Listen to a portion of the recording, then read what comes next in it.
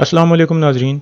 इस किस्त के आगाज में धुंधार कहता है, आप अर्तुल भाई की बात सुने बगैर ऐसा कैसे कर सकती हैं वालदा। गुंदोगदो कहता है, तुम इस मामले में मत शामिल हो धुंधार। धुंधार कहता है, बहुत हो गया भाई, आप ऐसा कैसे कह सकते हैं कि अर्तुल भाई सुगर तेकिन को मारना चाहते थे। फिर आयमा खातून दोनों को खामोश कराती हैं और कहती हैं, बहुत हो गया। फिर धुंधार कहता है, सरदारी की आग फैल रही है वालदा, दो भाई एक तरफ हैं और अर्तुल भाई दूसरी तरफ। फिर सलजान गुस्से से उसे बाहर भेज देती है। इसके बाद हाइमा खातून अंदर सुगर तेकिन के पास जाती हैं। हकीम अर्तुग कहता है, आप परेशान ना हो, जिस चीज की भी जरूरत हुई वो मैं करूंगा। बाहर हलीमा सुल्तान बानो और दुआन को कहती है, मेरे और अर्तुल के लिए एक नया खेमा तैयार करें और शहीर सिपाहियों के खेमे में ठहरेगा। बामसी तुम मेरे भाई को अकेला मत छोड़ना। बामसी कहता है, जैसे आपका हुक्म हलीमा सुल्तान। फिर हलीमा कहती है, अभी हमें बिना किसी हिचकिचाहट के अर्तुल के पीछे खड़ा होना है और उनके साथ मिलकर लड़ना है। सब कहते हैं, हम लड़ेंगे हलीमा सुल्तान। दूसरी तरफ अर्तुल अकेला कबीले से बाहर निकलकर एक जगह पर पहुंच जाता है और अपने घोड़े से बात करते हुए कहता है, मैंने देखा है कि एक चीज जो सबसे ज्यादा आदमी को तकलीफ पहुंचाती है वो ना ही दुश्मन पहुंचाता है और ना ही दूसरी मुसीबतें, बल्कि आदमी को सबसे ज्यादा तकलीफ तब पहुंचती है जब उसका करीब तरीन शख्स धोखे से उसकी पीठ में खंजर घोंप देता है। सारी हकीकतें बताने के बावजूद कोई भी आपकी बात नहीं सुनता और ये चीज इंसान का दिल तोड़ देती है। लेकिन उन्हें पता होना चाहिए कि हम बहुत ज्यादा मुश्किलात के बाद यहाँ पहुंचे हैं और आगे हम इस जंग से पीछे नहीं हटेंगे, और अगर इस मकसद के लिए अपने प्यारों से अलग भी होना पड़ा तो हम नहीं हिचकिचाएंगे। इतने में धुंधार भी वहाँ पहुंच जाता है और कहता है, मैं जानता हूँ कि वालिदा ने आपको परेशान कर दिया है, लेकिन जल्द ही उन्हें पता चल जाएगा कि ये एक हादसा था। अब से आपका रास्ता ही मेरा रास्ता है भाई। अर्तुल कहता है, शुक्रिया धुंधार। फिर धुंधार कहता है, गुंदोगदो भाई जिरगा बुला रहे हैं, वो सरदार बनने की हर मुमकिन कोशिश करने जा रहे हैं।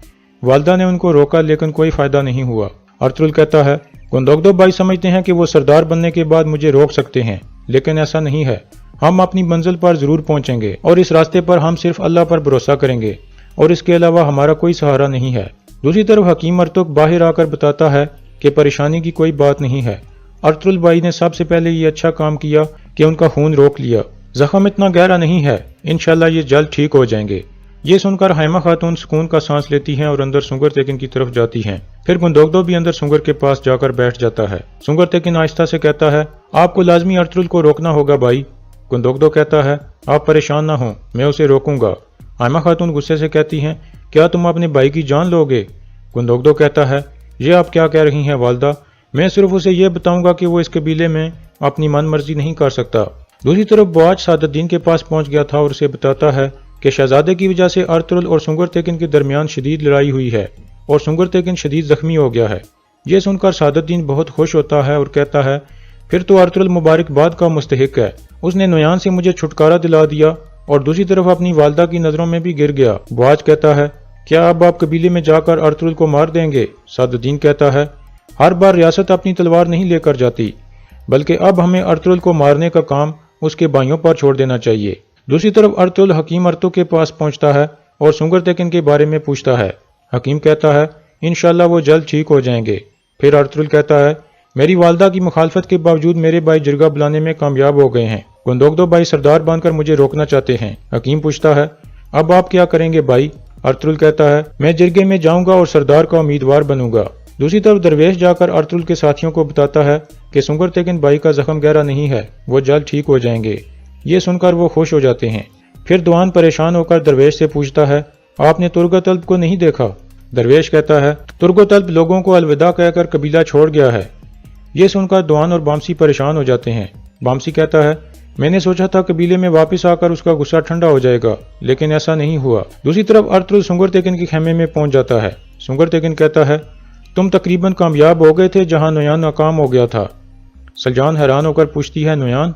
सुगर तेकिन कहता है, अर्तुल ने नुयान को मार दिया है। ये सुनकर सलजान खुश हो जाती है और कहती है, अल्लाह का शुक्र है, आपने तुझ तेकिन का बदला ले लिया अर्तुल भाई। फिर सुगर तेकिन कहता है, मुझे तुम पर गुस्सा नहीं है अर्तुल, लेकिन इस हादसे से तुम सबक सीखो और अपनी जिद छोड़ दो।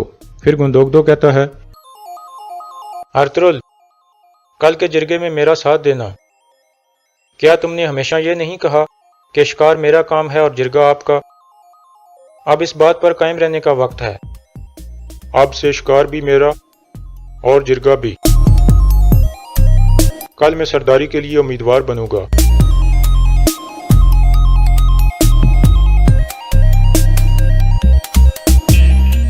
इसके बाद सुंगर तेकिन कहता है, तुम अपने भाई की मौजूदगी में ऐसा कैसे कर सकते हो अर्तुल? अर्तुल कहता है, दुश्मन की सबसे बड़ी चाल दोस्ती होती है भाई। आप दोनों इतने अंधे हो चुके हैं कि कोपिक ने हम भाइयों के दरमियान जो मुखालफत पैदा की है उसको नहीं देख पा रहे। मैं अपने बाबा का खैमा आपकी अमानत में नहीं दूंगा। गुंदोगदो कहता है, मैं भी तुम्हें अपने बाबा का कबीला तबाह नहीं करने दूंगा अर्तुल। इसके बाद अर्तुल अपने साथियों के खेमे में जाता है और उनको भी बताता है कि कल मैं सरदारी के लिए उम्मीदवार बन रहा हूँ। ये सुनकर सब खुश हो जाते हैं। धुंधार कहता है, मैं भी जिरगे में जाऊंगा भाई और आपका साथ दूंगा। दूसरी तरफ गुंदोगदो अकजा के पास जाता है और उसे बताता है कि कल मैं सरदारी का उम्मीदवार बन रहा हूँ और मेरे मुकाबले में अर्तुल खड़ा हो रहा है। अकजा कहता है, हमारा कबीला आपको सरदार देखना चाहता है और हम दोनों कबीले मिलकर चलना चाहते हैं। मैं आपकी हर मुमकिन मदद करूंगा। इसके बाद गुंदोगदो अपने खेमे में जाकर सलजान को कहता है कि कल तुम कबीले की औरतों से बात करो और ये पता लगाओ कि उनके दिमाग में क्या है और वो किसको सरदार देखना चाहते हैं। मैं यह कबीला हरगिज़ अर्तुल के हवाले नहीं करूंगा। दूसरी तरफ हलीमा कहती है, मैं हमेशा आपके साथ हूँ अर्तुल, और आप ये जान लो कि इस पाक रास्ते पर मैं आपकी बीवी और सिपाही दोनों हूँ। अर्तुल कहता है, इस रास्ते पर तुम मेरी सबसे बड़ी ताकत हो हलीमा। फिर हलीमा कहती है, अगर कल आप सरदार ना बन सके तो क्या होगा? अर्तुल कहता है, क्या पहले हम कभी पीछे हटे हैं जो इस दफा हटेंगे? हम अपने मकसद पर कायम रहेंगे। अगले दिन सुबह के वक्त दो दुर्गा का सरदार अकजा सादुद्दीन के पास पहुंच जाता है और उसे सारी सूरत हाल से आगाह करता है। सादुद्दीन उसे सोने के सिक्कों की एक पोटली देता है और कहता है, ये गुंदोगदो को दे देना, लेकिन उसे ये मत बताना कि ये मैंने दिए हैं, बल्कि कहना कि तुमने अपनी तरफ से दिए हैं ताकि तुम दोनों की दोस्ती परवान चढ़ सके, और उसे कहना कि इन सिक्कों की मदद से लोगों को अपने साथ मिला लो। दूसरी तरफ अर्तुल ट्रेनिंग एरिया में सिपाहियों के पास पहुंचता है। सब सिपाही अर्तुल भाई जिंदाबाद के नारे लगाते हैं।